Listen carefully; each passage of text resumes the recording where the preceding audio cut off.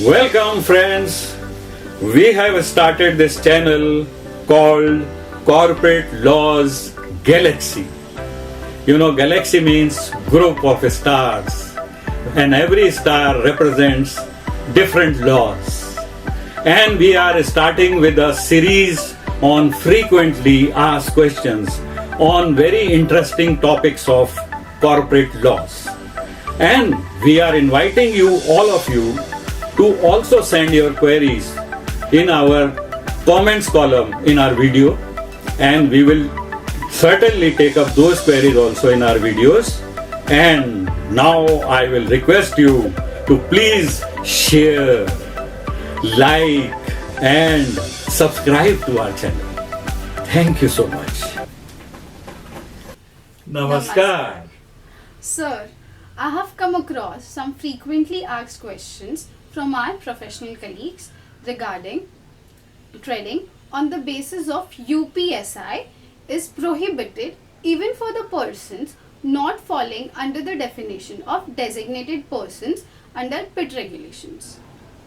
You see, you have asked a very good question. Regulation 21G of SEBI PIT regulations 2015 defines insider as any person who is a connected person or is in possession or is having access to unpublished price sensitive information.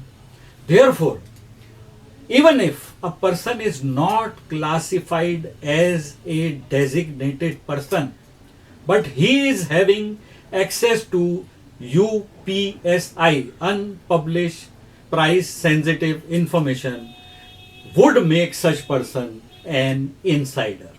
And as per regulation 4.1 of SEBI PIT regulations 2015, an insider is prohibited to trade while in possession of UPSI.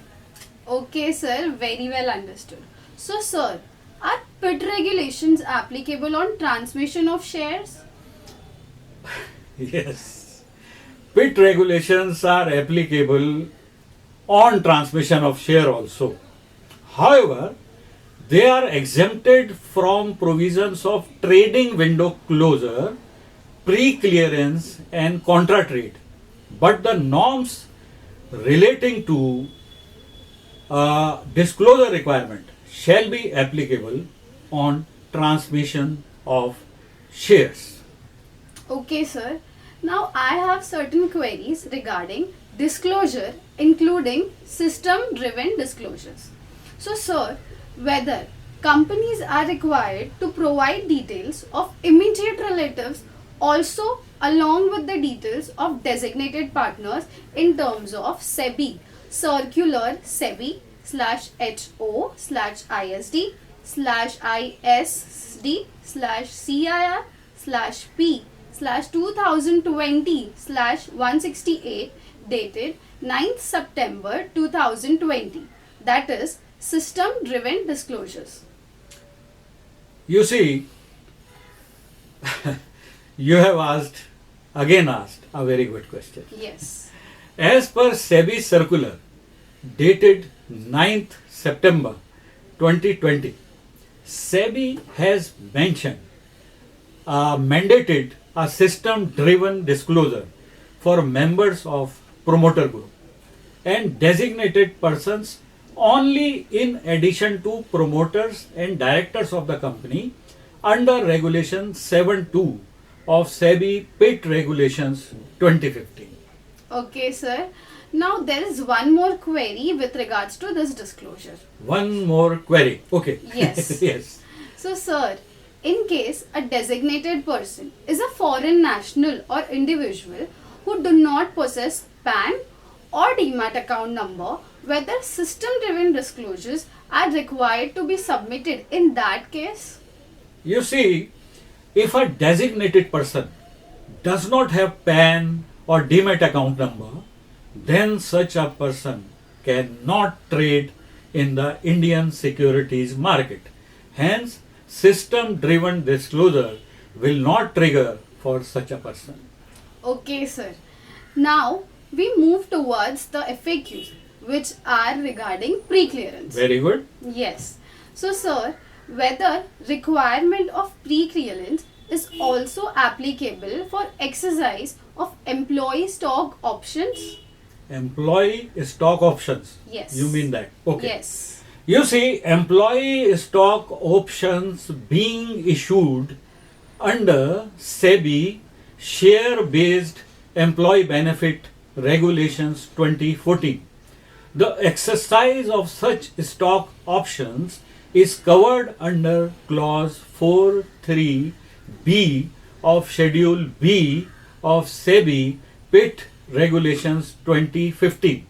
Thus, no pre-clearance is required for exercise of stock options. But sale of shares by employees obtained under exercise of options shall not be covered under the said clause.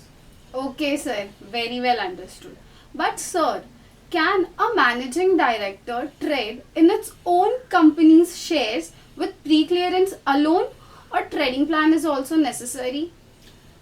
You see, yes, answer is yes. Hmm. Managing director can trade with pre-clearance alone if not in possession of UPSI. However, if the code of conduct of the company mandates trading plan for persons who may be perpetually in possession of unpublished price sensitive information, then such person shall abide by such code of conduct. Understood. But, sir, is pre-clearance required for cashless option of ESOP, wherein employees avail sell all or sell to cover option involving market sale of shares acquired under ESOP? You see, answer is yes. Yes, pre-clearance is required for cashless options because exercise of options and sale of shares acquired under ESOP are taking place simultaneously. Further, only exercising of ESOP is exempted from taking pre-clearance, but subsequent actions are not exempted. Okay, sir.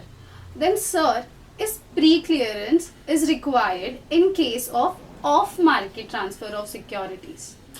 You see, for the purpose of PIT regulations, trade includes both on-market and off-market transactions. Hence, off-market transfer of securities would require pre-clearance as per the code of conduct of the company. Very well understood, sir. So now moving towards the last segment. Now, that is adjudication of penalties under section 454 of Companies Act 2013. Sir, please tell us any latest case where Registrar of Companies has adjudicated penalty. Yes, why not?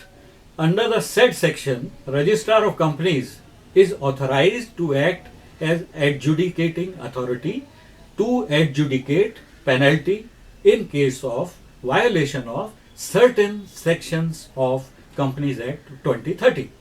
In the case of Kudos Finance and Investment Private Limited, Pune, wide order dated 9th February, Registrar of Companies, Pune, imposed a penalty of rupees 3 lakhs on company and 50,000 each on directors for violation of section 134(6) of Companies Act relating to provisions regarding signing of the annexures attached to the board report referred to in section 134(6) of the Companies Act.